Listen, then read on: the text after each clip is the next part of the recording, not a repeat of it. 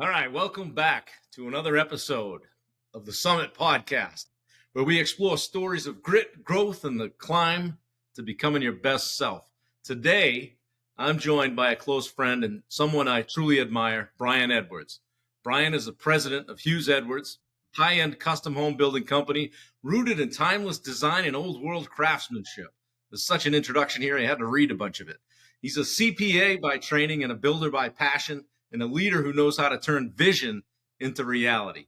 Bryan and I first met through the Ben Newman Uncommon Live community, and together we went through the Coach to Coaches program, becoming certified performance coaches under one of the best in the world, Ben Newman.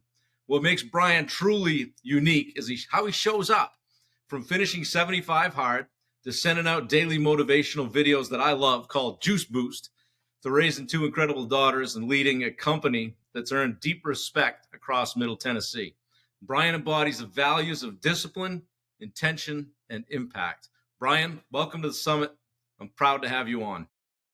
I am honored to be here, Bob. Thank you so much. Yeah, of course. We talked a little bit on the front end, and I don't often get a guest on that's done that is so well aligned. Contractor, middle-aged dude, fitness, enthusiast, and 75 hard. Ben Newman, coach to, we've been on this parallel. I can't believe it took us this long to get together. I wish we'd done it earlier, but Yeah, things happen for a reason. It's yeah, all about timing.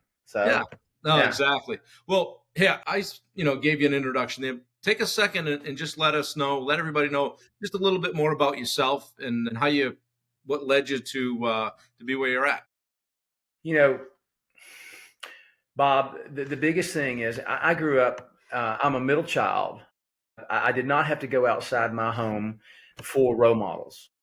My parents have been married for 60, maybe 63 years, and they're both in great shape. My dad's 86, mom's 83, high school sweethearts, you name it, all the way through there. So I was actually the baby for 13 of those years, and then became the middle. I grew up as a people pleaser, and there's a lot of stuff that goes into that. And the biggest issue with people pleasing is you take care of everybody else, you worry about all those things, and you don't really know who you are, what you want to do. And I went to college and I majored in accounting because I thought, okay, I got to go get a job, do these things. And I paid my way through. So I couldn't go to grad school. Not that I really wanted to, but anyways, you do certain things and you get into your professional world. I don't like what I'm doing. And so what really I love the challenge-based lifestyle. And so I started doing the search of trying to figure out, what do I need to do to really find out who I was, and to do that deep dive, the stuff that's not fun, the ugly stuff. And yeah, it's a lot of work, and it's not fun. It's ugly and it's dark, and it's but you got to do it. You got to eat your own dog food. And I started off with I went through a couple programs. One of which was it's called Wake Up Warrior, and it was recommended, and it was a good program. And what they did is they break you down and bring you back up. But everybody through that, plus I did a Mark Divine program called Unbeatable Mind, which is wonderful. I have a lot of respect for that one. But they talk about why and purpose a lot. And so I was like, I look for these big, huge, overarching themes when you do why and purpose. I drill it down and make it mean anything to me. It was frustrating. Fast forward, I was introduced to Gabrielle Line through Mark Divine's program on a podcast. She's a physician that works with a special forces community. She's a rock star on that side. She was part of the Mental Toughness Forum and sent an invite to all her people that said, hey, if you're interested, sign up. It's free, 5 days, to listen to all these people. I did that, and every one of them spoke to me. And that's the first time that I learned about the burn. And it was like the light bulb goes on. I was like, okay, that's it. I now understand. Now, I didn't know what my burn was, but it's like, okay, I got this now. And so the funny part about that was, Bob, is I won the door prize on the Friday. And I said, this is a sign. This means something. And so I went ahead and filled out the call to action. They always do. I was a sucker that did that. spoke to Tevin, who we spoke on a Monday, said, I'll give you 15 minutes, ended up being 45 minutes later. And before I knew it, Bob, I was signed up that afternoon for Uncommon Live. And then before that, Ben actually called me and asked, what about boot camp in Vegas and go forward from there? And I just kept leaning in because it was just like, I finally said, oh, yeah, money, it is cost, but it's an investment in me. And I am on that road. I am going to figure this out. So that's how I got here. And if that makes, that's the long story of it. But every time I've been asked, I've leaned in. Coach to Coaches is another one. Other programs he's done. But, through that, I got to meet you and Dom and Ron, a lot of different people in this group that have now become close. They've become close friends. And it's been a blessing, all like-minded. Yeah, 100%. And it's funny when you talk about that path too, because I was in Vegas at that same boot camp. And I guess that's trying to think where we met originally today. And I think that was it.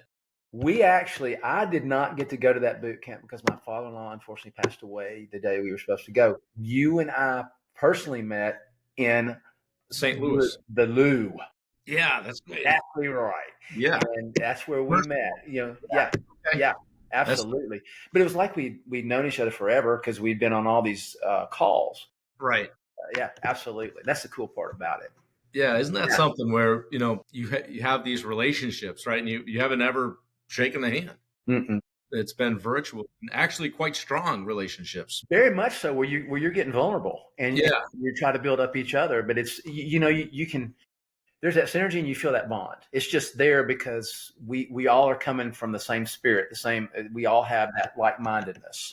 And have you had occasion where or had or noticed really that as you've progressed through this path, and I don't think we're ever really done, we're just on it. And have you noticed a bit of a change out of your friends, so to speak? Yeah, because you gotta kind of look at that, and there's so many aha moments that we get as we go through this, where on a lot of the calls or just talking to different people, it's like, hey, look, if you want to level up and you're going to go after your best, you really need to look at the circle you're in, because is it one that's challenging you and encouraging you, or are they just telling you what you want to hear? And so you're all those things, but Bob, absolutely. And the group we're in is probably one of the closest that we have. But absolutely. You got to leave stuff behind if you're going to grow. And sometimes it's not fun and it's hard, but yes, sir. Absolutely. Yeah. I had a bunch of questions prepared, but I learned a lesson once with a guy that, Mike Claudio, he's in the same space, and Ted brought Mike on. I said, hey, Mike, I got a bunch of great questions for you. He goes, Bob, why don't you just throw those in the trash and let's just have a conversation? Right. So you got it. Threw up. So I'm excited. We could talk building, and you do wonderful things in the Nashville area, but I think what people would really rather hear about is the growth trajectory and the discipline and the things how was there a time where, like, say, just before you went on that summit, where were you then, and with regard to just your own physical, mental, emotional health? All right, let's go back to 2006 if we talk about the story. Okay, I played 1 year of college football, and then realized, and that was Division III, that it's a job and not an adventure. And I said, I don't want to do this anymore.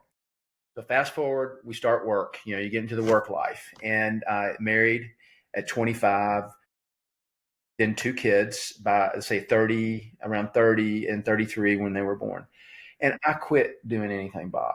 And when the kids were in elementary school, we went to New York. Took them to New York during the summer, right before school started.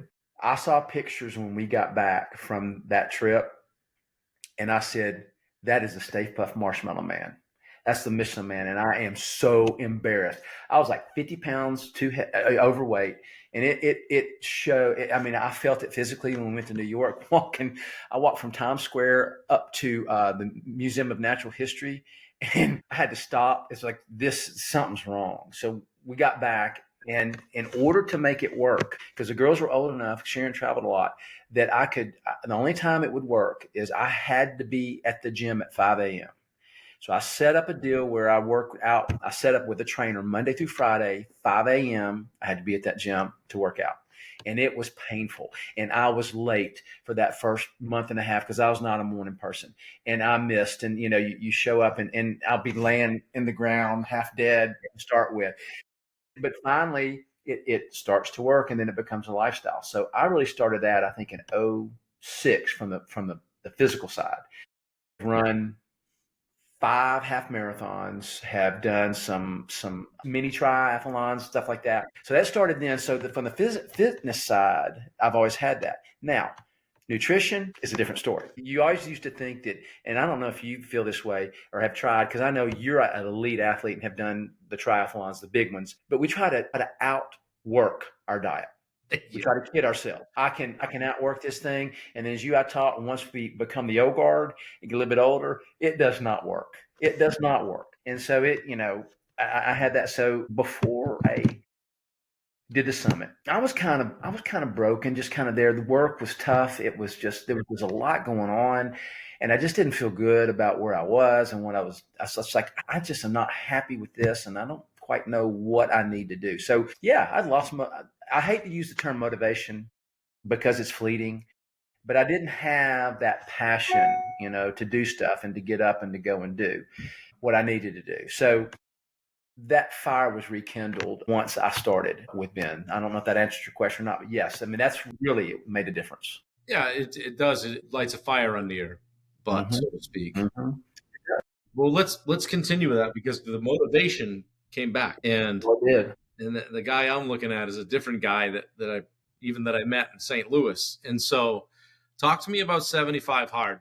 And you decided you were just going for it, and you kept yourself going. And I enjoyed watching the journey. Well, I appreciate that. Man, you helped too with all the stuff that you've done. I love seeing the pictures of you, and even on your book. We got to talk about your book, man. On the front with the edge, and look at you, that triathlon stud, which is Yeah, awesome. working on getting back to that. It's hard, we talked about that. It's that's like that old phrase I like to use is begin again. You just begin again and go. But I had not done 75 hard, and then Ben is a coach now, and we had a coaching call. That might have been November of last year, and he just looked at me and he said, "Deuce, you need to do 75 hard because it's going to take you to a place that you don't know about right now." And I was like, I work out. No. I got the book that Andy wrote, or as Sal calls him, Andrew, and I read the part about 75 hard, and I said, okay, what is this whole thing about? What is, because I can do this, and it's not really that complicated. And so I finally realized, I said, you know what, this isn't about the physical, this is about the mental, and I don't want to recognize myself when we get to that point. The challenge, it's not hard, but it's not easy, because the way the program works is you have to be so disciplined, because there's an indoor workout and there's an outdoor workout. You have a time period, 3 hours between the two. You have to be on a diet. You have to drink X amount of water. Well, I was doing that anyways. But then you have to read 10 pages. Well, I started that when I started this program, when I joined Ben's group.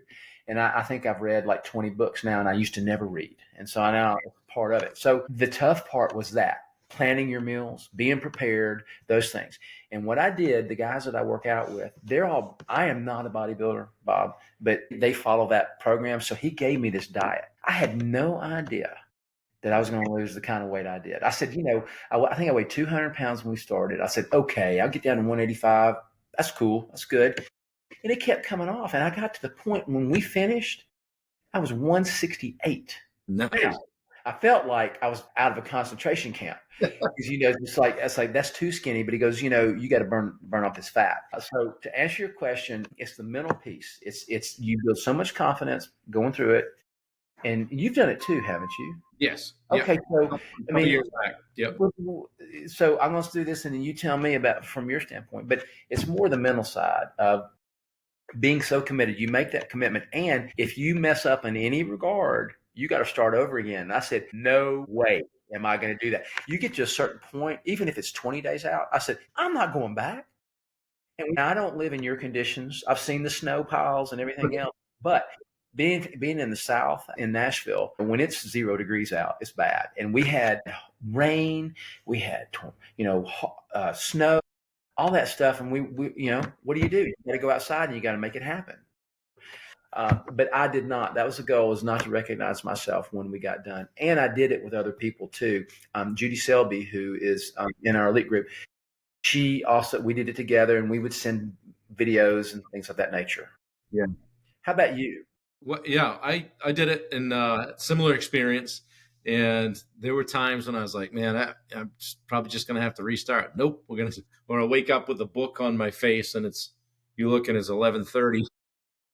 Done that. Well, you're sitting and you fall asleep 10 times and you're reading the same page. It's like, the same word over and over. And it's like, how many more pages do I have to go? But got to get the reading. 10 pages is a lot when you don't have any juice, when you don't have any gas in the tank. So it's tough. It is. The thing that struck me about it the most is that I never felt more dialed in on everything in life than when I was doing it. And then afterward, and even right now, I look around, I'm like, where in the world would I put 70 right now? Where would I put the 2? Then, and then being on coaching calls for an hour and being over 50 and trying to drink a gallon of water a day. It's like, guys, I got to go to the bathroom. I'll be right back.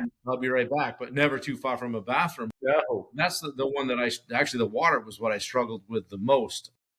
The workout stuff, you can make that as hard as you want. If you have to check a box, you check the box. But, I've seen people do it, and I kind of look out of the corner of my eye and, did you really do, and you're the one that has to look yourself in the mirror. So do it however you like. I've read the book. I really enjoyed listening to Andy.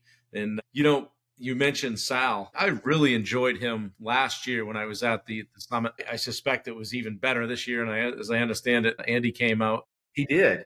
And saw everybody. Were you there, or did you hear about it? I did go, and it was a treat. And Sal was he is so dialed in. He really is. That is the neatest story. Yeah. That program that whole organization is so neat. But Andy all of a sudden just came out towards the afternoon session. Bhakti goes, okay, I got 5 minutes, and ended up being 15, but it was a highlight of the whole thing because he does not do that. And it was really good. And his main message, Bob, was this. It was that it is your duty to be the best you can be, because that's what the world needs, especially this broken world, that you have got to be, and you got to give. You got to give and push. And that's your duty to do. 100%. Which was really cool. He was there last year. I saw him kind of walk through, but he didn't participate. And I ended up just kind of shooting the breeze with Sal for about 5 minutes after. And I just walked up and told him how much I enjoyed it. And he was just a great guy and a super dude to just listen and talk to. And so that was great. Wendy asked me, she's like, are you having FOMO? I said, I think I am. I know it. Amen, brother. I did, and I still do. And the cool part is they give you the time. They give you all the time you need, and they're not in a hurry, and they're genuine. And you talk about culture, and the big thing is the culture. You don't write it, you live it, and they live it. They live it. Unbelievable. Guys, what we're talking about is the trip to the First Form facility, if you're listening. So, and meeting Sal Frisella and seeing Andy Frisella, just cool stuff, especially for us who are, we're sponges in the personal development world. And so, Bryan, I'll ask you this. I'm the guy, and I'm supposed to ask questions that, that are riveting. So here we go. Now that you're done with 75 hard, what, if anything, has changed? And how are you keeping it going absent of the daily requirement? We talk about the burn. And so I added a phrase, obviously with Ben's help, afterwards, and it is never go back. So, and I did a juice boost this morning, kind of talking about that, and that is that we live a challenge-based lifestyle. So every challenge that we do, that is the new standard.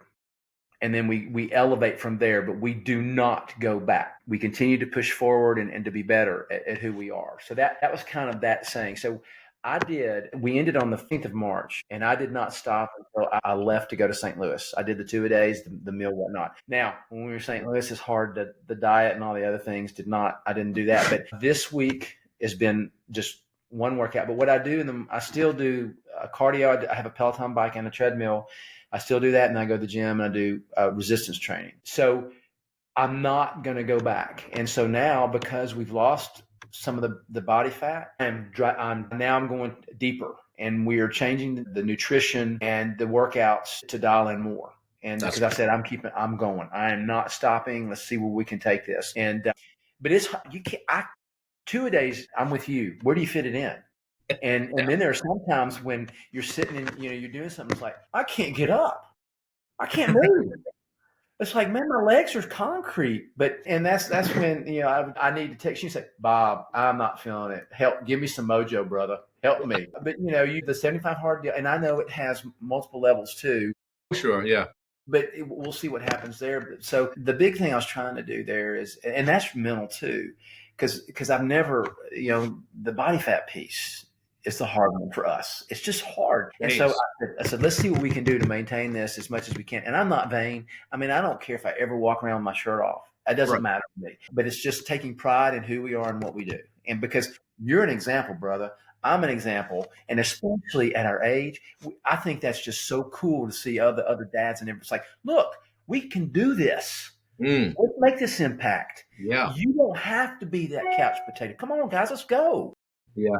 Your life has just begun. So absolutely. So I'm not stopping, and you're not stopping either. So, No, and I'll tell you, it's, from being in business and being an entrepreneur that for me, this is year 3 of the coaching journey. And for a good bit of it, my own personal well-being has kind of gotten thrown over the shoulder. And so even in the last probably several weeks, we've started to, with Wendy's help, thankfully, and I just, I would get on the scale every morning and go, oh, there's another pound. I know it. It's Where coming. did it go?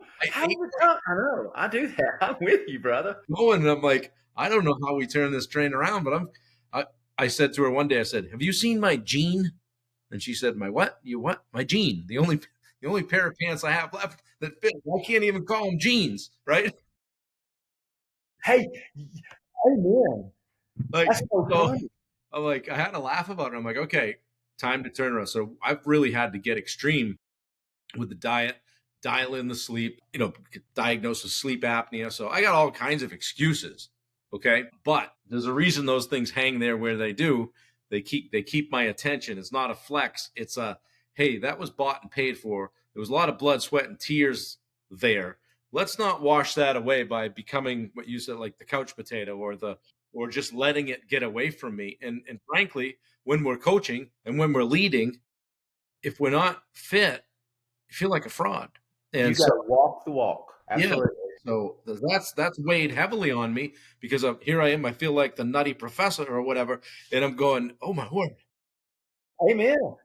But the cool part is you're setting up your environment, though. And that was a term I'd never heard of before, but it's so crucial to set up that environment to create those little things that you see to remind you, yeah, okay, I was there and I can do what I need to do. 100%. Yeah, 100%. Go ahead. So speaking of motivation and speaking of keeping it going, this guy pops up on my Instagram every day and he says, Bryan Edwards, and it's time for some juice boost. So now I know how people feel in the morning when, hey, it's Bob, I'm going live again. So I've been live like 112 days in a row now. I'm proud of you. Bring some value, right? So Absolutely. I know how hard it is. For you, it's a short video, right? But sometimes you're just not ready for it, or it's straight up work, isn't it? It is work. And this morning, after we worked out, I was sitting there and I was like, okay, what am I going to do? What am I going to say? What am I talking about today? Yeah. And somebody gave me some advice, and they said, talk about things that you're going through. Talk about the challenges that you're dealing with. And then also, I've been also challenged by Ben and others to say, blend the business and the tools and everything else together so that it's relevant. Because usually let's talk about just a topic, an idea, a theme, but you don't apply it to anything. I've got a good friend who's an attorney, and that was his advice to me. He goes, you need to make this more relevant. It's like, and you think about it, it's like, well, how do I do that? I said, God, you say, be authentic. I said, well, which authentic do you want? The aggressive, whatever it is. And so, but I find that makes a huge difference too, Bob. But yeah, it's hard. And my hat is off to you because it is work. And I honor anyone that does that because I know what it takes, especially what you do. I just do, a minute at the most on there, but still Yeah, you do it every day. Yeah. and it's great. And it's just kind of I call it like just kind of jumping up and touching the rim, right? We're just staying in the game, right? I'm still here. Absolutely. I'm here. And the thing that I finally came up with the catchphrase, this tag that I wanted to use, and that is I help people break through mental barriers to unleash their ultimate potential. Love it. Love it. And you do the same thing. Yeah. You do the same thing. Yeah. And that's what we're there to do. And if we can help create sustainable growth in anybody, and if it's just one person, we got a victory. We have Well, done. that's a great segue into what I was going to ask you about. We both went through the Coach to Coaches program, and I knew you dove right into it and you loved every minute of it. What's the next step for you? What are you doing with it? What do you hope to do with the coaching certificate, as they say?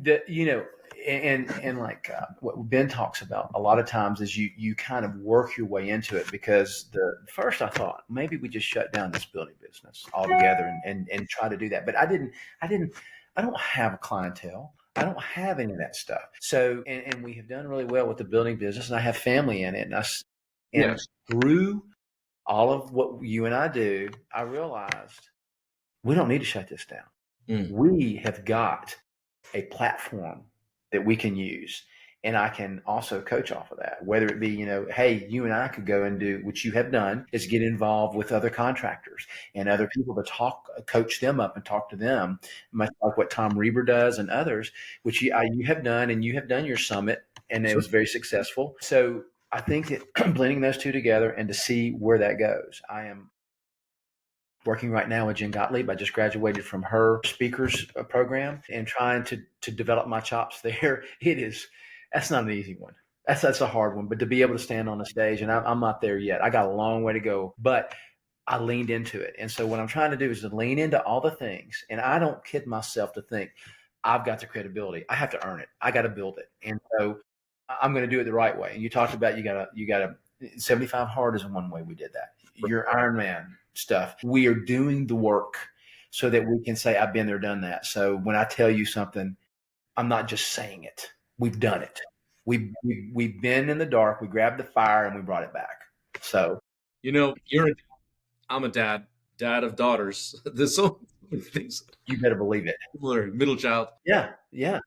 A lot of what I do when I post it and I put it out there, and I'm like, Bailey would like that, or Bailey would feel good about that, and I'll get a like here and there. What have your daughters noticed for changes in dad and differences? They are the ones that have always told me I need to be a coach. They have always said, you're not doing what you need to do. Right. My oldest is a mini me. She is me on steroids, and she's my conscience. She is the mirror into my soul. As you look at things, I mean, it's funny how she can call me out like that. Those are the ones you don't like, but it's the truth, and you appreciate it. But she sent me a text this morning. She responds, she replies, likes, all those things.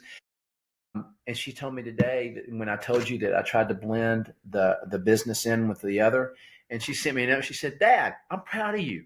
That was relevant. You did good." Yeah. And then I get advice on, hey, you need to do this, and they're the ones that buy me the equipment for Christmas and other things. Said, right. Dad, you need this ring light and all these other things. I'm like, okay, now I got to figure out how to use it. So it's neat that we can talk about it, and they'll talk about, hey, juice boost, and my in-laws talk about it. I've got other people that say, hey, where's my juice boost today? I didn't see it today. I'm like, right. No, I got to keep doing this. Wait a minute. But no, I'm sure your daughter Bailey's the same way, and you don't think about it. And sometimes you think, God, Dad's been doing that weird stuff again. But they're proud. Yeah. Well, like Ben says, truly, little eyes are watching. They see everything, even if you don't think they are. It's like, I saw what you did over there. It's like, oh, okay. I hope it's okay. Yeah. Well, this has been great and long overdue. Absolutely. I have a question I didn't prepare you for, okay, but I'm going to ask it anyway.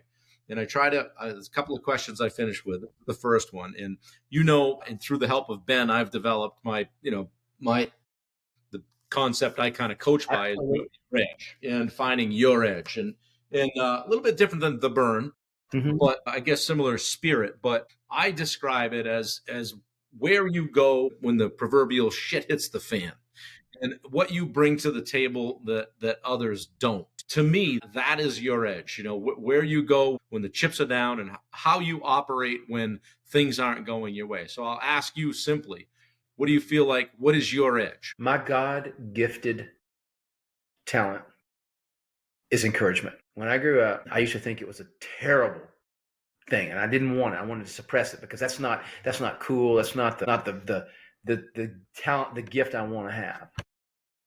And through working with Ben and going through all of this, eating my own dog food, doing the deep dive work, I've realized that when you embrace your true gifts and you surrender, things change. And and I don't care what your gift is, there is power. There is power in that gift if you just unleash it. And so you can take it a lot of different ways. So I guess to answer your question, Bob, is that's the first one is to always be there as the encourager. I have 2 ears, one mouth for a reason, and you got to listen to people. But there's people are hurting out there. So to make that impact, you got to be able to help them find their burn. And so by encouragement and listening and just allowing them to help find their space, giving them that space to do it. So I think that's probably the main one. That's my superpower. That's excellent. I don't know. I'll do the same, but something like if you have a gift, you have an obligation to You do. share it. Uh, Amen. and find what's the quote? Find your uniqueness and exploit it in the service of others. I guess that would be the best way to describe that. Last question. Well, we could finish up with this. Is I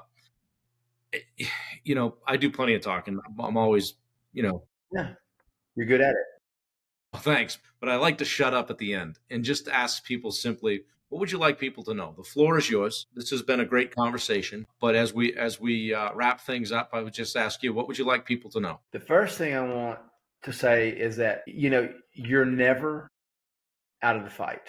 You're never too old, never too young. It's never too late to start. And everybody always they feel like it has to be this, man, it's got to be this grand thing. And, it's just this hill is so big.